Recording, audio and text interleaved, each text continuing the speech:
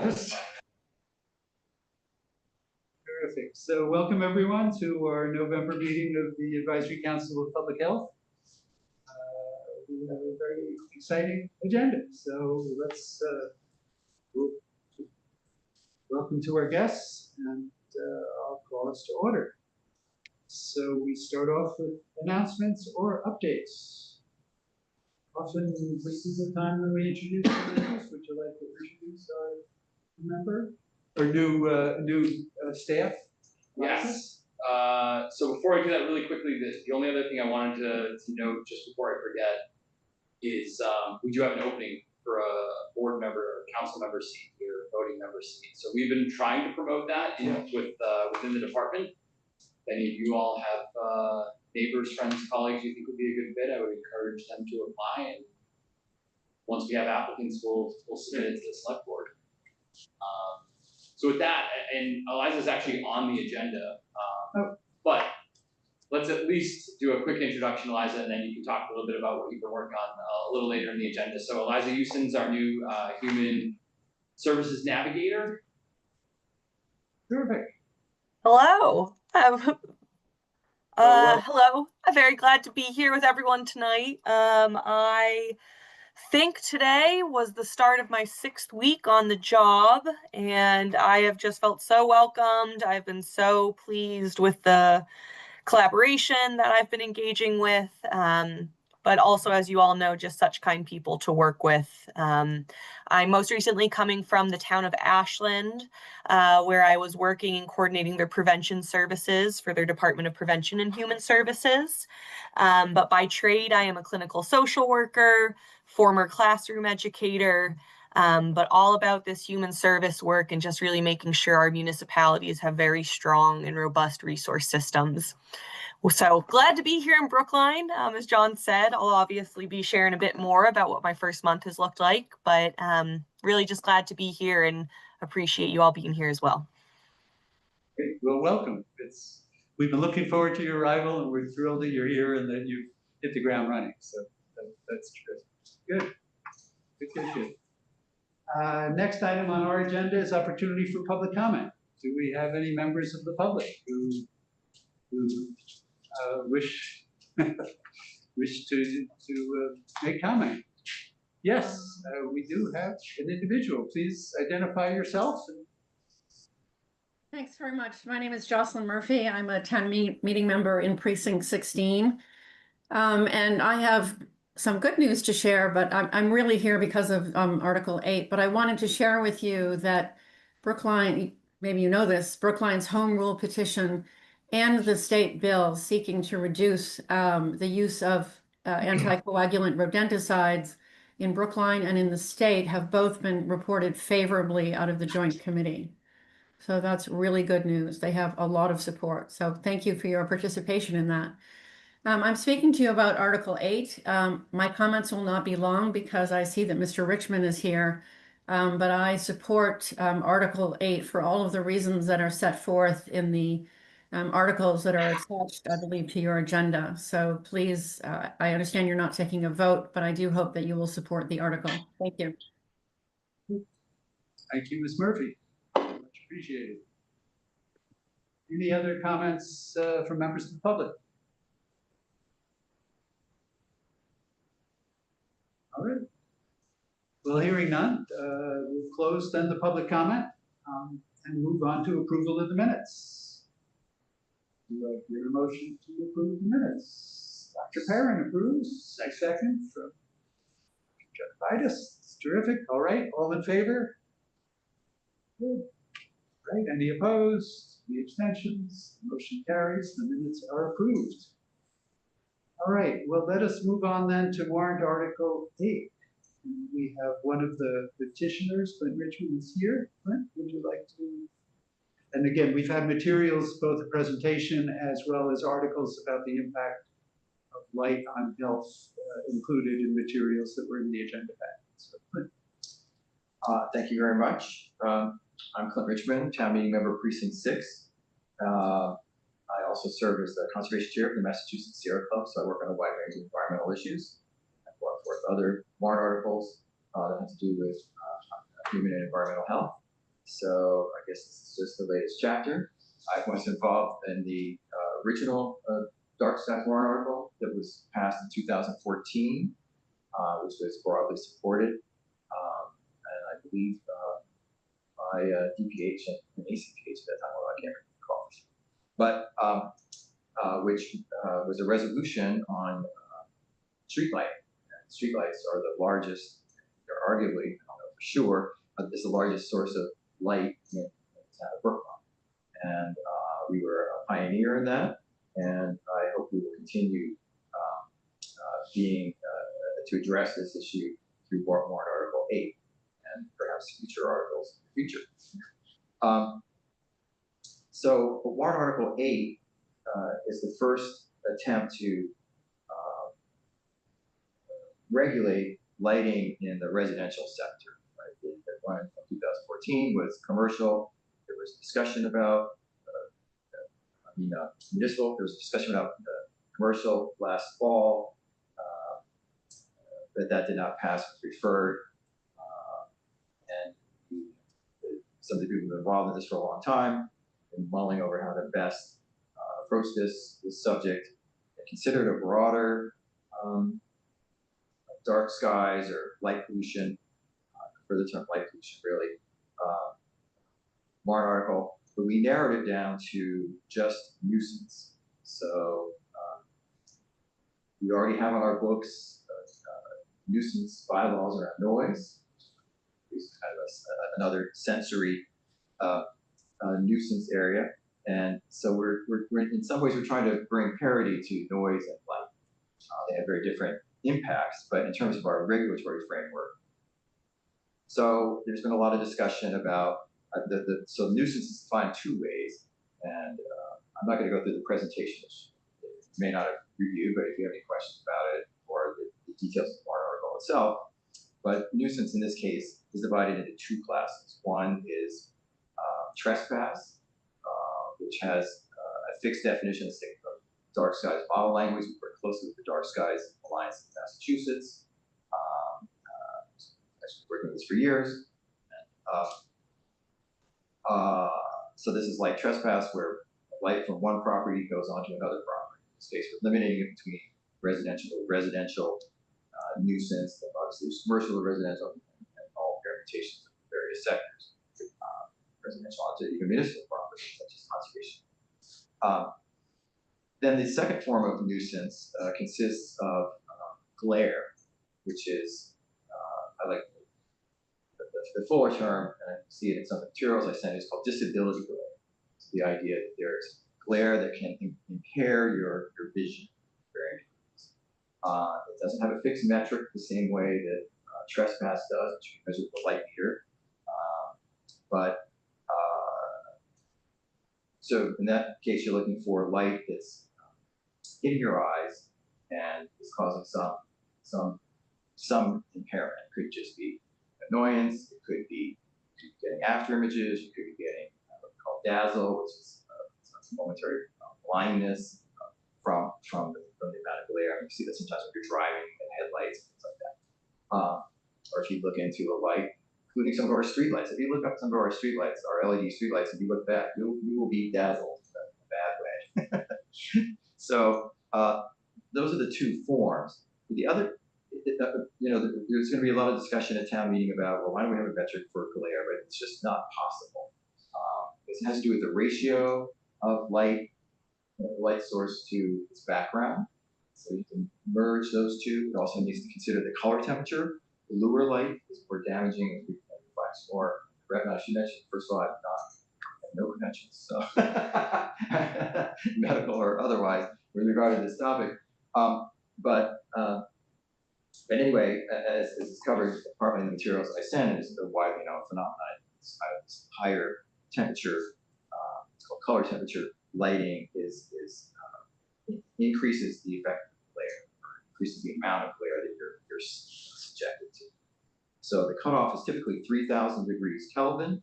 We routinely are approving our signage hearings, commercial signage hearings, lighting is 5,000 degrees Kelvin, which there's really no need for that to exist. It didn't exist until we had LED lighting So this problem has gotten a lot worse with the introduction of LED lighting, where these temperatures really weren't achievable, or certainly not achievable at the kind of the ubiquitous low cost that we see now. And why there's a climate solution to that, so the problem with LED lighting, but one of them is the for some reason just the temperature is going up, up, up. That's sort of the overview of what we're trying to address. And what I wanted, my reason for coming here tonight was to sort of get this more on your radar here. I'm sorry we didn't get it on the agenda sooner, so that we could have had a formal vote. But everyone's been talking about this, in terms of its financial impact or how the practicality of it. But we haven't really elevated the conversation around the health impacts. And this first happened at the select board meeting. You see, select board member Perlman is on our Zoom here. So he received a copy of the letter that was sent October 28th from Dr. Lemke, who is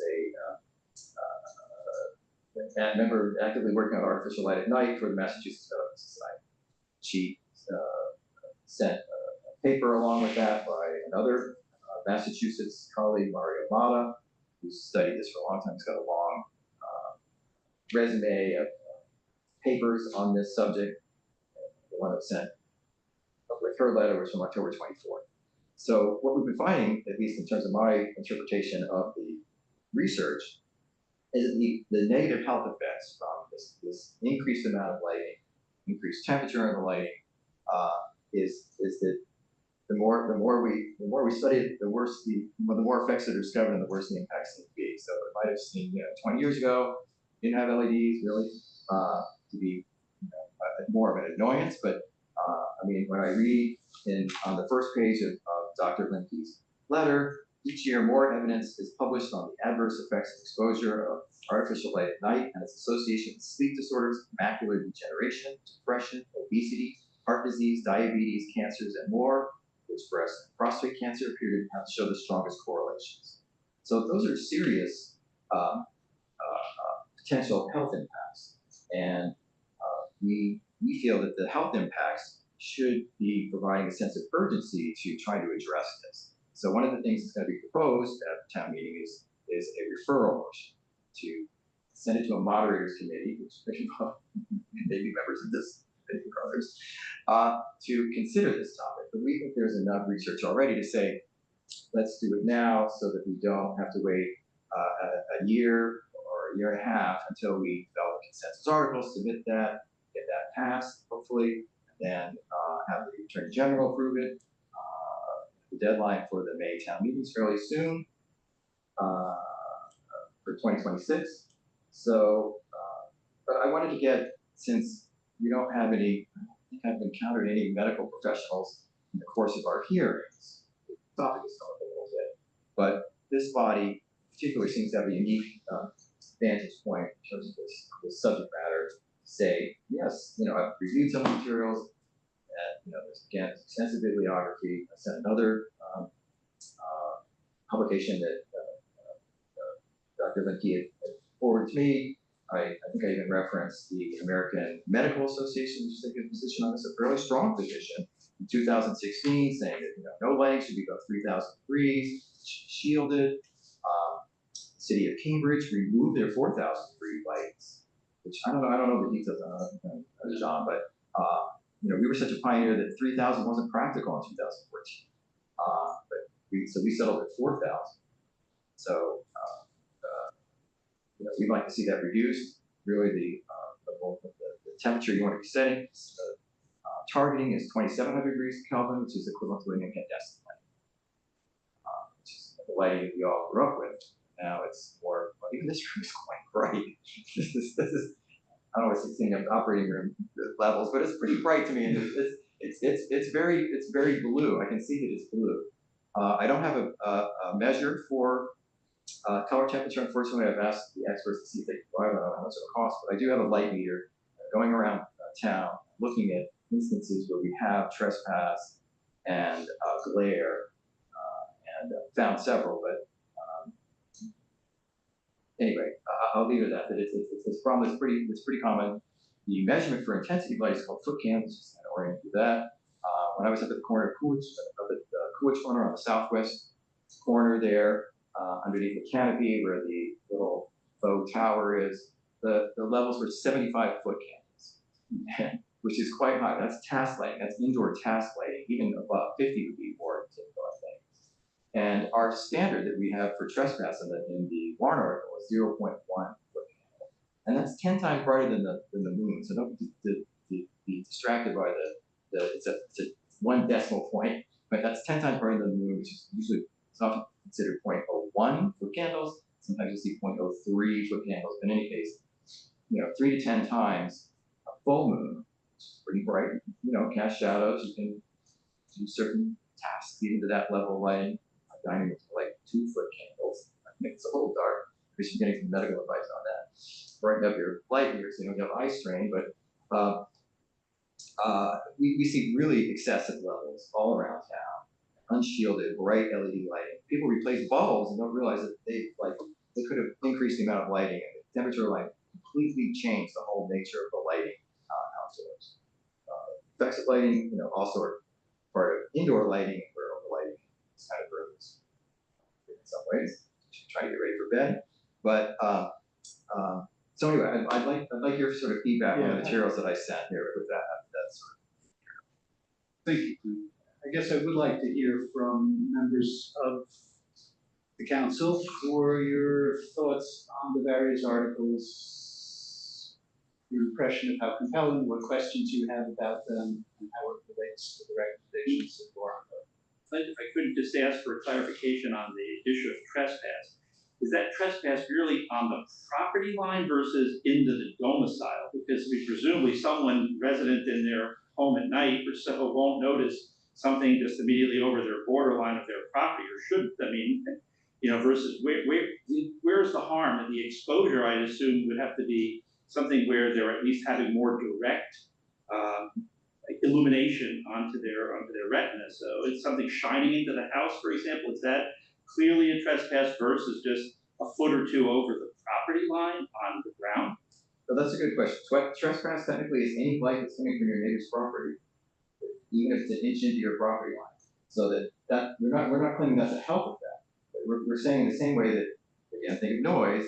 You're not allowed to turn your stereo up. It crosses the line. You can hear it. You can sense it. But I'm trying to get a sense for the true health impact, so we can advise on Correct, that aspect versus all the other perhaps legal. I don't think that we're going to get a plethora of 0.1 trespass, that's put into the property line. And it turns out that trespass is fairly rare at this level. It's actually a fairly high level. As I say, 10 times, 2 times the full moon. So I've been going around my light meter, and I'm not finding a lot of light trespass at that level. There's lots of non-conforming lighting, which has its own problems. But I guess in some ways I would actually put your environmental health hat on and say, what is the effect of this gratuitous lighting that, I didn't ask for on my property. I might want to say, I want to make sure that I have nightlife. But that's not our scope. So, I don't know. I don't know how far you interpret environmental health, but that's not the focus of this article. But the kinds of complaints we're going to get are more along the lines of trespass within the home or wherever you're working. It could be a shed. It could be. It's complaint driven. Yeah, so it's completely complaint driven. There's not going to be any lighting police going around. People can report or have to get 200 feet of the light source. So That would be the other aspect. I mean, to try to be able to enforce this logically, you'd have to be coming with an accurate meter, make sure you get readings that are, again, precise within the confines. Otherwise, you're potentially charging someone for a violation based on what technology and how compliant the measurements are. Who's going to be doing the measurements at night? the building commission. They do it already. And we have certain, noise complaints are handled by the police at night, and there's different town bodies that handle evening activities. I'd say that the sort of evidence, without being spectacular, is pretty decent that there are harmful effects of expansion of the lighting. That's clear, and there do seem to be ways to mediate that. Certainly for town lighting, we've already done that.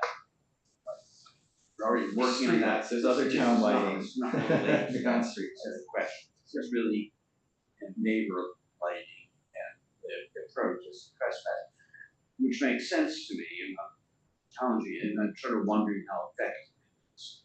What do we know about trespass for noise? How much? I don't know. Are they frequent complaints, infrequent complaints? Any evidence that it's been effective as a strategy? I can't really speak to that. I guess the one difference is that lighting tends to be every day of the year, where noise is like, your neighbor's having a party or something, or, or there's someone's, running a drill press outside at 6 a.m. It's more of that kind of thing, where people are exposed to lighting every night. I mean, I can see my neighbor's non-compliant lights as anybody can, just by looking out the window. And so and they're on often all night. They have light sensors that come on at dusk and go off in the dawn. In the neighborhood, are you telling me that the town building commissioner is walking around and checking lights every so often? If there's a complaint. If there's a complaint. It's complaint driven. It's complaint. So, Okay, so right now it's not as explicit as it needs to be. So that's one of the things we're going to rectify. To have the commissioners been brought in sometimes. They don't have full authority, but he tries to work with the parties to resolve. And I think from our viewpoint, we raised a good question. Issue that merits some attention. And I don't think we would have a role in commenting on the remedy per se. Shira, did you have thoughts on the science? I mean, I guess I just had the same question about enforcement because we actually have this issue at our house and some of the neighbors have a light that shines into our house and we called them and they said, well, we need the light to light up our driveway for safety. And I didn't really have any recourse. I'm not sure I'd want to call the town on them, but it would be nice to have some sort of something to point to or some objective measure of, well, it's coming straight into a bedroom versus, this much into the boundary. So yeah, I think it makes a lot of sense and I can see how it would improve life for people. But yeah, I would just want to know how exactly it would be enforced and measured. I mean, my sense, like I think Jim said, I mean, it was impressive that the AMA had a policy statement going back some time ago. Yeah, that too. Yeah. But, the science was, I mean, it seemed to me that disruptions of circadian rhythm is bad for you. I think that's very clear. It's clear that excessive light, blue light at night can disrupt circadian rhythm. So I thought that was pretty clear. In fact, there was just an article this week in JAMA about the impact of disruptions of circadian rhythm on cardiometabolic, both heart disease and diabetes. So cardiometabolic statement actually coming out of the American Heart Association just today, actually. So I think those data are pretty clear that there is an adverse health effect of excessive light and the blue light at night to the extent that it affects circadian melatonin production. So, Question is, Charlie, how much of that, your exposure within the house? well, that's what I wondered. To blue screens, watching your television, looking at a computer, it's probably orders of magnitude greater than the external environment where you're not outside most of the time at those hours, unless, again, that's why I was trying to get to the directedness of the light, whether or not it's actually in your domicile, and therefore as high a risk potentially as what you're doing yourself looking at a screen, to say, like, are you really effectively mitigating this versus will it just become, unfortunately, a cause célèbre for neighbor-to-neighbor interactions that aren't very, very pleasant? Well, that's what I was trying to look at was again, the relative importance of external versus, I guess, internal, it's up to you, right? You can turn off your own lights and you can, if you have an Apple system or I don't know, Microsoft has gotten that way. But yes, my computer does tell me at some point during the day, it changes colors and stuff like that. So I guess we have control over that. And the point of this is when your neighbor's light is shining in your window, as Shira is, this gives you an opportunity. You can turn off your own lights, but you can't necessarily turn off your neighbor's lights. And I guess what I'm hearing from you is that there are solutions to this. So if your neighbor's light on their driveway, or in my case, there's a neighbor which has a large parking lot. I'm sure they want it to be safe, and it's reasonable. You're safe. We can just have a warmer light and one that's potentially directed in a somewhat different direction. It will address the issue. So I guess if I am called on in town meeting, I think I can say that ACPH did acknowledge that there is moderately strong scientific evidence that excessive light at night is a health harm. I think that falls within our scope. So I think to that extent, based on this conversation and the articles you've given us, I'd be comfortable saying that if called on. Well, the health director may also be called upon, who the moderator will call on to respond.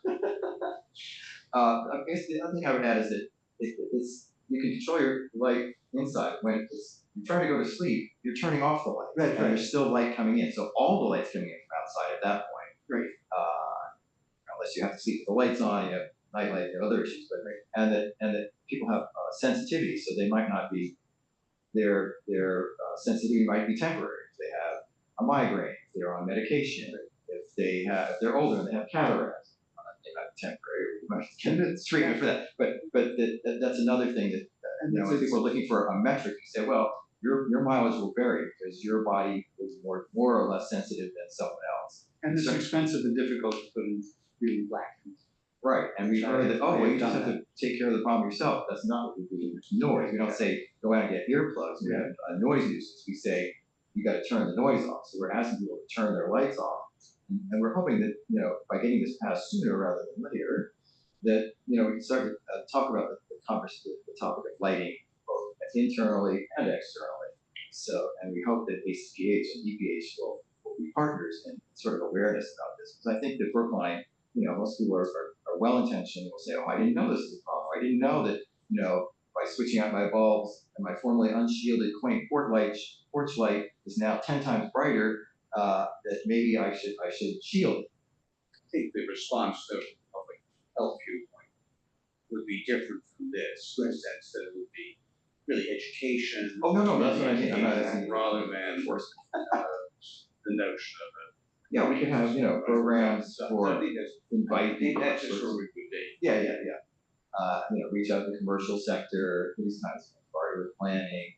That we've been neglecting this problem, and the problem's getting worse year by year. Yeah, this has resonance to some of the discussions we had about gas stoves. Harmful, but we don't necessarily want to come forward with a heavy-handed regulatory approach. So terrific.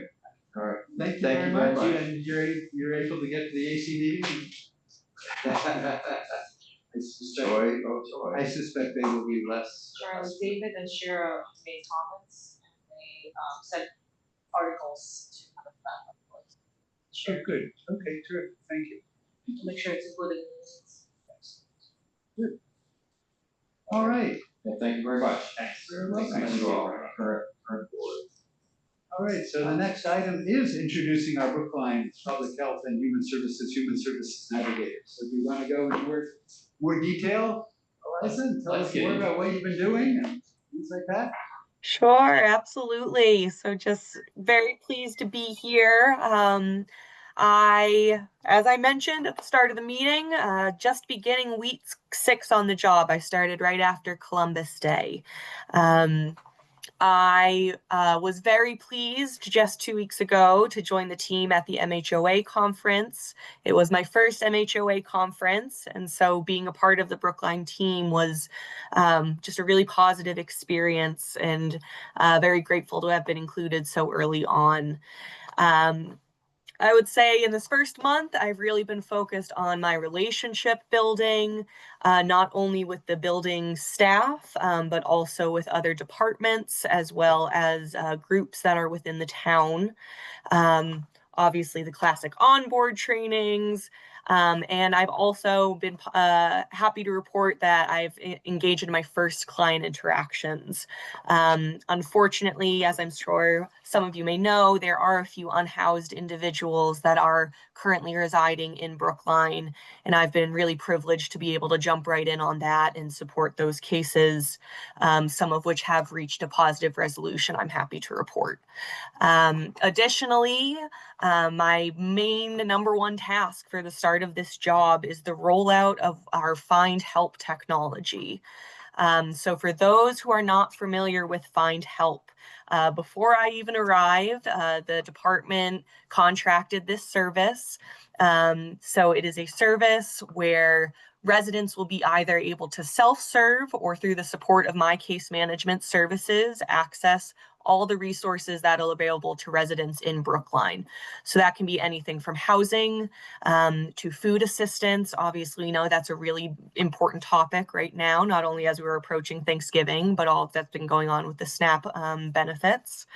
We're also looking at things like emergency funding assistance, home health care, connecting to healthcare services, whether that's mental health or physical health, really just looking to utilize this service to promote health outcomes for our residents.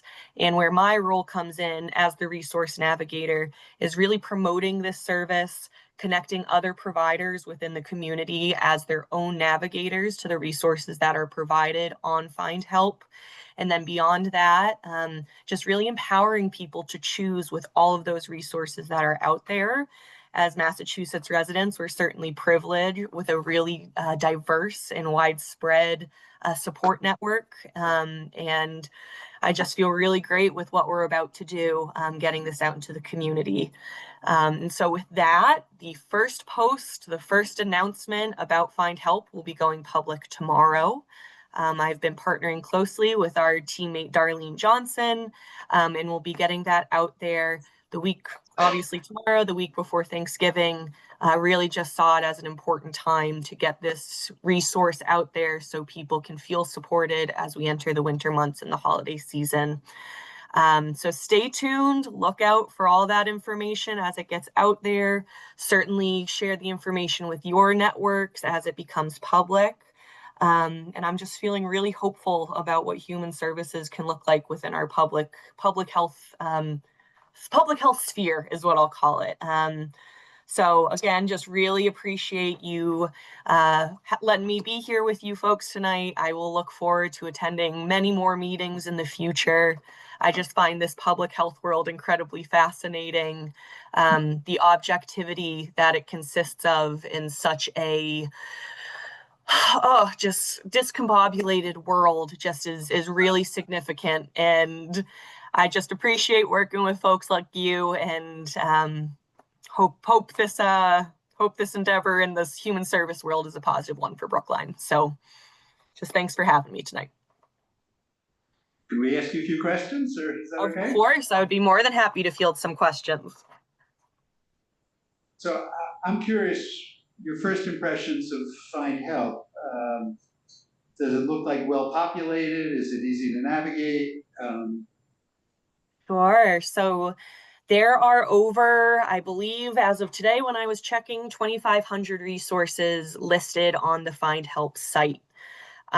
Certainly, I came in with some previous knowledge of the Find Help platform, but once I got in there as the administrative coordinator, it is really a very user-friendly, very comprehensive, intuitive site. I previously worked with Newton Older Adult Services and realized that there is a very significant need in the older adult service world for resources such as this, but we also experience that technology gap. And so in being aware of things like that, I was having that as my consciousness, really wanting to be aware of that and consider what would this look like for people across the lifespan to utilize, and truly so user-friendly. And yeah, I hope that answers your question. How locally focused is Find Help? That's what I was wondering. Great question. So I'll give an example. Food resources being a hot topic right now. So you log on to the Find Help page. It will say enter your zip code. That can be the 022, the 3 zip codes that we have here in Brookline. From there, it auto-populates all of these various resources. And there will be a food bar at the top, for example. You click that and a drop-down bar will come. It'll be things from emergency food, like the Brookline Food Pantry, the Council on Aging's commodity food programs that they host monthly.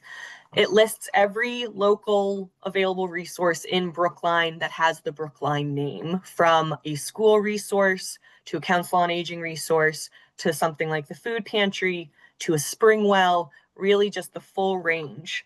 And then on top of that, it lists if, say, a religious organization has a kitchen that they offer meals. If it's a private agency, those are also listed in there as well. And certainly something that we will want to promote is those qualifying standards that would get people to participate in those private groups. But certainly the #1 promoted items are the publicly available resources that are right here in Brookline and or the surrounding area. So very pleased with that. Great, thank So you. like, would Boston Food Bank, for example, come up? Or would that- Exactly. So I have the opportunity to highlight what we want to promote as our top resources, not only that we favor as the department, but are also most readily accessible to our residents. So as of now, the top resources are Brookline Food Pantry, the Center Street Food Pantry out of Newton, Greater Boston Food Bank, and then that is where it drops down to some of the more distant and then also private organizations. And the entree requires one of our zip codes. So somebody in Alston, Brighton would have a hard time, or they could just enter 02446 and. So our Brookline resources would only populate under our Brookline zip codes. There is the general Find Help. If you were to go on Google and say Find Help in Alston, for example, a Find Help site would come up, but what we are utilizing and contracting here in Brookline is protected to the Brookline residents. But it is also nice to know that our neighbors in other communities can access the more general, but again, not our specific Brookline service. Well, that's great. Sounds Yeah. very nice. Well, thank you for having me tonight. And again, we'll look forward to working together some more in the future. And let me just add, so Eliza's been a fantastic addition. She and I now share a work date, because that was the date that I also got my promotion, was Eliza's first date. So we'll always both remember when we started. Okay. It's been incredibly helpful having someone who has a background. You know, this work started before, as Eliza said, started before she got here. And Sigal and I were working on it, and then Sigal left, and so I was sort of carrying it, probably not as well as I hoped to, and it took us a little bit longer to get where we are. But you know, Eliza got here and immediately hit the ground running and is really kind of, mixing analogies, carried the ball forward here for us. I'm just really excited to get this platform off the ground. We've had a contract with them since May or June, and there's been a lot of work that has had to happen in the background to get us to this point. And I think the other piece that we didn't talk a lot about tonight is the fact that, you know, Eliza will have access to the back-end database, be able to monitor and support residents as, you know, so there'll be the public platform that people will be able to access on their own, and or work with Eliza, and she'll have access to some of that data. And we'll have, there's 2 sites, we don't need to get into logistics, but we'll have access to the data on not exactly specifically who's using the website, but at least getting a sense of what are the resources that people are most likely to look for, and that can kind of inform, you know, in the future, maybe some of our funding and also some of our programmatic work, which will be exciting. And we're also going to be sharing this with our community partners. So there were a lot of community partners that were in the room when we were selecting Find Help. So the police department was in the room, schools were in the room, Brookline Center for Community Mental Health was in the room, the Council on Aging. So all, you know, we got together as a group and we reviewed a number of different platforms and systems. And what we were looking for was the easiest system that we knew partners would use. and that residents would use, and we really feel this is the best of what was available for us. So we're excited, right? Yeah, excited to get it out there. Well, as I- And on that, John, I am happy to report, didn't even get to share the good news with John, but so far I've been able to connect with, oh gosh, I would say 3/4 of the major partnering agencies in town thus far, and everyone is on board to have their teams navigate. And so this will just be a really positive, robust system that we're building here in Brookline. So, yes. Yeah, I think be very important, given your background and with the senior population, that the senior community in Brookline is, they advocate for themselves well, and they often feel that they don't get sufficient attention. So to the extent that you engage them and convey how welcome we are and the services will meet needs, that would be. Absolutely. Absolutely. And the issue of the, and then I know we need to move on, the issue of the housing, what do we call it? The thing that we have a warrant article about. The renter's handbook. The renter's handbook. Have you discussed that with Eliza? I did early on tip Eliza off and our environmental health staff too, right? Who are one of the groups that potentially could be condemning the unit if we providing this resource. Yeah, so Eliza and I talked early on before we brought this before ACPH just to think about what that implementation looks like. And as long as, I wanted to make sure for Eliza, especially as she was starting, find help was our priority and starting to engage with residents, but making sure the timeline was sufficient for her to build out that resource and bring that handbook. More to come. Thank you, everybody. Wonderful, thank Thanks, you. Eliza. All right, the next topic on the agenda was just food insecurity. Again, we put this on the agenda when we were in the midst of the shutdown and wanted to just hear what the department's doing, and then also following that, we would hear what the friends are doing. Very active. Yeah, and there's some overlap there. So yeah, I just really quick wanted to share out. So there's really been 2 tracks of work that has been happening since, well, now the government's reopened, but during those 40 odd days when there was a shutdown. So immediately I think a lot of people across Brookline, but especially municipal government, were trying to figure out what can we do, how can we respond with limited resources. So Darlene was, as always, just a go-getter and trying to find some real solutions. So obviously we'll talk about the Friends and what their response has been in a minute, but wanting to message out to the community that as long as you leave a few cents in your account, that you still qualify for the benefits through the farmers market. So we were educating the public about that. Darlene was doing some collections at the farmers market where we were collecting produce and then giving that over to the food pantries so they can distribute. Chaz's office coordinated some calls and some conversations across municipal departments. So, again, government reopened before we got some of our responses out there, but the Council on Aging is doing some drives. The health department was doing some drives around toiletries and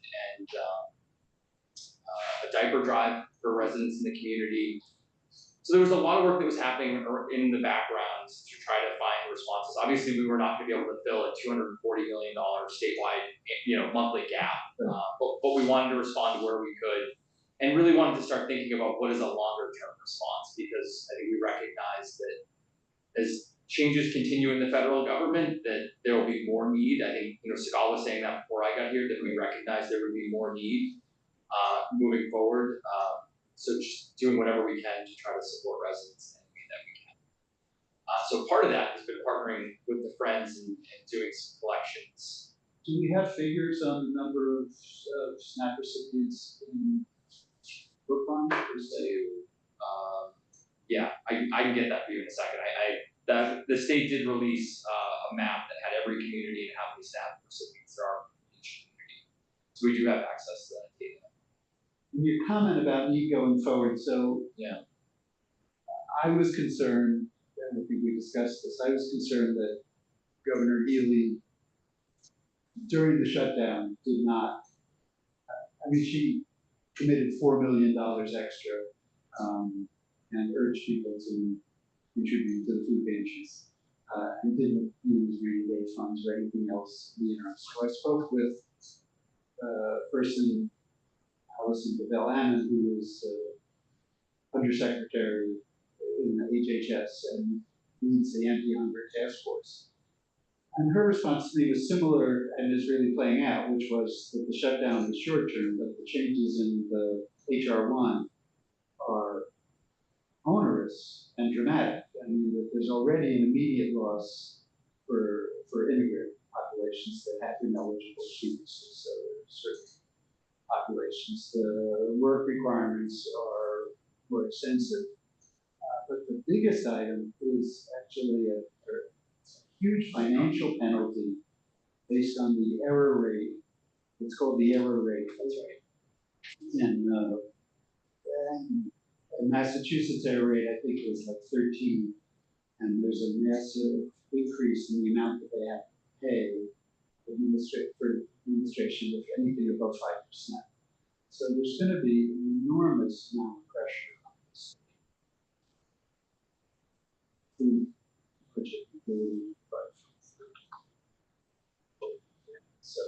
So it's good that we started, we continue. So I guess that's the good segue to friends, what the friends are doing. Good evening. For those that don't know me, I'm Cheryl Leffman. I'm a trustee on Friends. Our two wonderful co-chairs are not able to be here this evening, so basically continue on what John mentioned about some of the efforts taking place in our community. And so John mentioned that Darlene and some of us at Friends have been involved with farmers market activities, and shoppers at the farmers markets donated fruits and vegetables to the food pantry. Twice they donated 17 crates. So a total of 34 crates of produce were delivered to the food pantry on 2 different dates, October 30th and November 13th. And Friends have been getting the word out about the Healthy Incentives Program, the HIP program, which they are on every SNAP and EBT card, and they provide $40, $60, or $80 monthly for fruits and vegetables at farmers markets and Fresh Truck. And HIP is state funded and it's underutilized. So been trying to get the word out about that. Tanya knows about this too, and helped us many times at the farmers market. So another effort has been around something called the Brookline Bounty Birds. I have a flyer here. Fortunately, it doesn't have the QR code, but if you want to take a look at it. This is to supply turkeys for public school families in need. And Darlene from the health department has purchased 70 turkeys from Stop and Shop, which we will deliver to Sasha Palmer, the food services coordinator at the high school, on Friday. And we're almost at our goal for donations, but it's not too late to help out. So anybody hearing us would like to donate, make that happen. I'd be grateful. 10 Stop and Shop gift certificates were purchased for emergency food needs, and they'll be distributed by Eliza, our town's human services navigator. So we're thrilled about this new addition. It's fantastic. And as John mentioned, there's going to be a diaper drive in November and December, and the need for diapers cuts into the funds families and elders, or some elders with particular needs, have for food. And so there has been a recent New England Journal of Medicine article talking about this diaper need.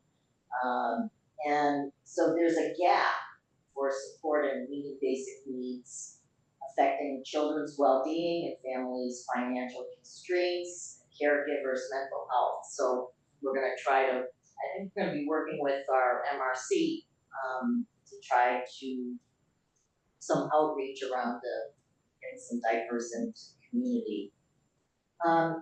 every May, or at least for the last several years, Friends partners with the food pantry, and we walk, there's a Walk for Hunger, and to support the Brookline Thrives program at the food pantry. It's a lot of fun, and it's really a feel good, very worthwhile endeavor. So we invite you all to join us the next walk. And we're working on building a podcast for the community. We're going to start with audio, and we're going to make this a general public health podcast. We're going to invite many wonderful speakers with around a broad spectrum of public health topics, and might be about toppings too, you never know. So we went to our first training last Thursday, and I think it's gonna take a little while, but the folks at BIG we're partnering with BIG, and they're gonna be a fantastic partner in this, and they vowed to see us through the training process and help us out. You'll all become influencers. Yes, yeah. That's the hope. That's the hope. That's terrific. If I could just add two additional details, because one I forgot and one I want to answer one of your questions. So there are 2,600 residents in Brookline that are SNAP recipients. That's about 4%. And then Brookline Bounty, I think it's worth, I didn't even mention it, I think we sort of take it for granted in the department now. So that was started, Lynn started that when she was still our community health manager. Got a grant through the Crescent Foundation. So we provide $50,000 per year, approximately, to residents in need to buy produce at the farmer's market. Every year, towards the end of the season, there's a certain number of coupons that don't get redeemed. We want to make sure that we're being as impactful as we can be. So Darlene came up with a proposal a couple of years ago to go to one or more of the farms that are at the farmer's market and buy birds that we can give out each fall during Thanksgiving. And so what we've done is we give a certain number to the schools, and they prepare meals for families in need. We give them to the Council on Aging so they can give out to some of the residents, and we also partner with the Brookline Housing Authority. So it started as a Kresge grant. We moved it over to ARPA funding when we had the ARPA funding. We felt like that was an important and useful way to use that funding. And then we moved it onto the town budget this past year. So those projects continue. Exciting. That's very, Very good. Can I ask, does the staff population incorporate WIC, or is WIC, is that an incremental population? Separate. So there's separate, but But I'm sure there's a lot of overlap there. and Has to in be. terms of WIC recipients and the diaper drives or so, are we, somehow trying to align to that population we know is already at risk, for that other need? Yeah, I think so. There'll be, and I think this goes a little bit back to the work that Eliza's doing too, is like trying to get a better understanding of the populations in town. So I think through the schools, through the Brookline Bounty program, for BHA, like we know enough of the populations that are in need of something like a diaper drive that we'll utilize those resources, those partners, to get those resources out to those. I think it's a good idea though. I mean, Yeah. this population of, mothers with young, young children. babies, Yeah, the target population. And I think, Charlie, one other thing, just thinking back to schools. So obviously, schools are providing universal meals now. Right. The funding sources, some of that is those who qualify for federal benefits. The town gets paid through the federal government, and then those that qualify, like the state covers the rest essentially. Yeah. So I'm not sure. I assume there'll be some impact on school nutrition as well. The state, I would assume the state will cover the difference, but the state can only cover the difference in so many programs before. We already said so. A lot of challenges up there. For the Friends podcast, which is whole food insecurity. Yeah. Absolutely. Well, there's a whole other topic for how the state can come up with additional revenue, but that's not in our scope. WIC, unlike SNAP, has not been attacked by the current Congress. Current administration is valued. It's a much smaller program in total dollars than SNAP, but right now it's not being challenged the way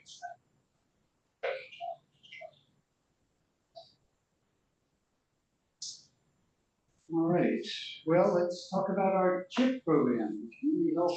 Ties right in. Yeah, there you go. Yeah, so I wanted to, I talked to Charlie in prepping for this meeting. I want this to be a recurring agenda item moving forward, so that I keep you all updated. So, given, I'm gonna take a mulligan and just say, we're a little behind on the steering committee because of the transition in leadership. I'm gonna use that excuse. I don't think I can use that many more times, but we've been a little shorthanded on the staff side. So this took a little bit longer than I had hoped to get out the door, but the survey is now out to our 13 steering committee members to ask for feedback on the SOP and to get recommendations for the working groups.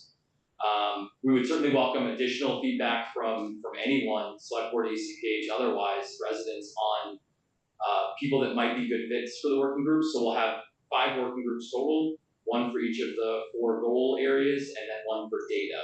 I have some ideas on the data front because we've had some great residents with a tremendous skill set that have reached out in the past. So I'm excited to hopefully bring them to the fold here. But the next step is to get our working groups formed and then start to have those meetings on a monthly basis. We do have kind of an annual action plan that I carry with me everywhere to annotate. So although the steering committee and the working groups aren't up and running, the work has been progressing. Our coalition work under goal area 4 launched our Be Well coalition last month. We have another meeting coming up in December. Obviously on the human services front in goal area 2, Eliza's been working on that and we've been working on that previously. So a lot of work has happened. We haven't done a good job of accounting for it because those working groups aren't up and running. So I'm checking off what I can check off. I think there are other aspects of the CHIP that are outside of municipal government, and so we need to get in touch with those partners and start to check off those. So I will have more updates in the near future, but for now I think that's a sense of where we're at. What's the time frame for the groups? It's a little amorphous, but my hope is in the new year that we'll have the working groups up and running. Being realistic, we're about to hit several major holidays, but I will push forward as much as I can to recruit and get those groups formed. Then have a steering committee meeting in January. I think by mid-February, we have them up and running. I think we can at least start to get them formed, get people committed to it, start sharing out the action plans so they can get familiar with it. I think there's some work that can happen in the background before we can actually get them together as a group, get those groups together. But the expectation is working groups will meet on a monthly basis. Steering committees will meet quarterly. Steering committee is kind of the leadership, and working groups are, by name, ones that are really kind of leading in and getting the work done and making sure we're accomplishing what we set out to. So we need to wrap up our year 1 action plan and start getting the year 2 action plan going. So. Right. Super. Good. Yeah, no, I think probably continuing to prioritize it. It's been an incredible help for me, especially coming into this role. I know I was already familiar with town and worked here, but thinking about, the warrant articles that get proposed, thinking about all the projects that come our way, wherever I can, I just lean into the CHIP and say, how is this, where does this fit into the existing CHIP? Because that's what the community said are its priorities. So that should be the department's priorities as much as possible. So it's been a tremendous guide and source for us. Sent in written comments for a concurrent meeting that's happening right now with the Chestnut Hill West Advisory Committee. And cited the 4 priorities of the CHIP as the basis for my commentary. So it's very helpful. All right, good. Next item was the calendar. Yeah, just wanted to give a brief update. So I think last time we agreed on the draft calendar except for September. Right. We'd run into September is just, the Mondays are just all holidays. Every single one of them is a holiday, either religious or national holiday. So the proposal is, I think we need a September meeting because we traditionally take June and July off. So we really need to move away from a Monday for that specific month. And so we can either go early in the month and go, I think, the 2nd or 3rd, the Tuesday or Wednesday, right? Well, that's the week before Labor Day. The Tuesday and Wednesday, the week before Labor Day, or the Tuesday, Wednesday, right after Labor Day, were kind of the 2 windows of time for ACPH to get together. So don't need a decision right this minute, just wanted to give you that update. I'll send an email out and try to get consensus from the council on what everybody's availability is for those dates. What And then was that wrong- calendar will be set, I think. What was wrong with the 14th?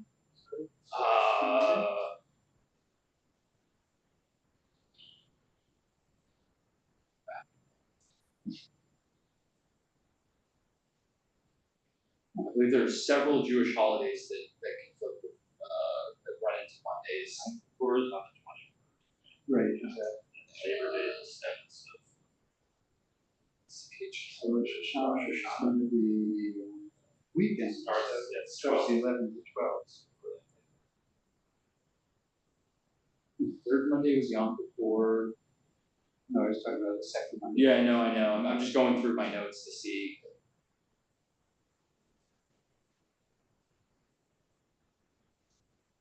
So maybe it's second Monday. Second Monday is Labor Day. No, No, first Monday. 7th is Labor Day, so. First Monday is. Okay. Still between there. All right, so maybe the 14th. Maybe the I think I just 14th. missed one. But yeah, so we've got a few options. Okay. And then I'll get the calendar on our next agenda for approval.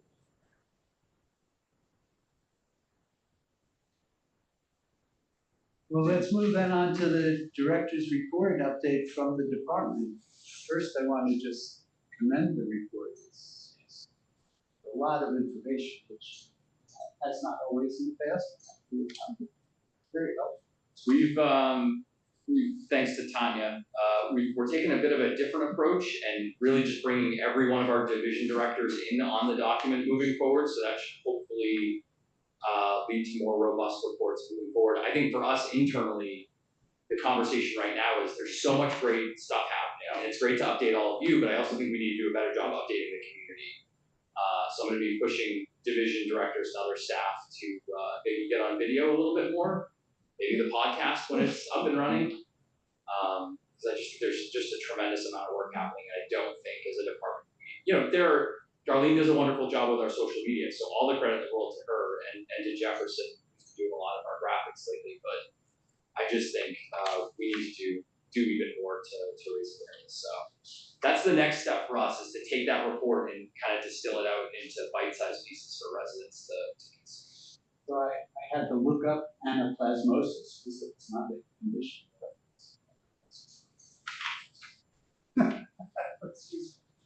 I did have a question about, so that something came up on the town meeting listserv. So the Health Champions event was, well, it's tonight. It says, is that right? The division is hosting an information session about the Health Champions program next Monday, November 17th. Jefferson's running that tonight, right? Yeah. There was a discussion about, on the town, and I guess Shira isn't on, but there's a question, apparently the marketing communication about Health Champions mentioned something about low income.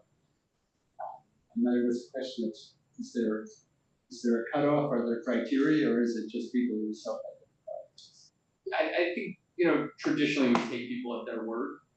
Yeah. It was sort of a appreciative question. I'm reading this in usual manner, but I just wanted to. I think that was my only question about it. Anyone else have any questions or comments on this? I would agree that I read it through and it's good and curious happening. Lots of things. Actually, I expected we do a chip program there too. It's good to see the programming with the schools around substance use, the behavioral health programs. It's good. All right. Well, I think we have covered everything on the agenda. And so Charlie, all of the summaries from our last meeting, you said those have all been forwarded on to the representative committees or so. They have, so I drafted the housing related ones, John drafted the LGBTQ one, we went back and forth a little on them and sent them in. So they are in the combined reports. Our hope is this will be a relatively brief and relatively painless town meeting. We'll see. There it is. Is there such a thing? Well, we're hoping it'll be at least 3 days. I mean, it won't be longer than 3 days. Painless, I'm not sure. I think the dark sky one is likely to be a bit controversial. Yeah. I'm not sure anything else is going to be too controversial. There was a controversy about, on the tenants' rights handbook, there was a controversy as to who handed it out. The constables did not want it to be mandated to them because they thought they'd have some liability, so they said they would do it, so that seems to be the issue. There's the issue of the zoning on, again, on Clark Road, the old Maimonides preschool, lower school. Everyone's enthusiastic about the redevelopment of that building, but it's linked to another lot on Philbrook Road. And there's been controversy about how that other lot. So those are some of the items. And there is also the final item on the agenda is one that's critical of our current president of the United States. There's some question among some of us as to whether that's an appropriate topic. Those are all the items that I'm aware of that are likely to close. So I'm hoping we'll cover it in 3 days. David, do you think there are any other items that are hot controversies that are going to hold us up in town meeting? I don't think so. I would say mainly 7. There might be some discussion about CRM2 and whether to preserve that for open space, whether to upzone it. And certainly 8, I think, will draw the most attention. But otherwise, no. Good. Charlie won't be asked for a medical opinion on 25th Amendment, whether it's applicable. That's It's not relevant to ACPH, but I did introduce a motion that be tabled and not discussed because it's outside the scope of my view of the town meeting should be addressed. But that will require a 2/3 vote, and that's not relevant to the town. So here we've covered everything. If there's, I'll entertain a motion for us to adjourn. Jim moves. Second. We're in favor. All right. We stand adjourned. Thank you all. Thank you for participating. Eliza, David, thank you for participating.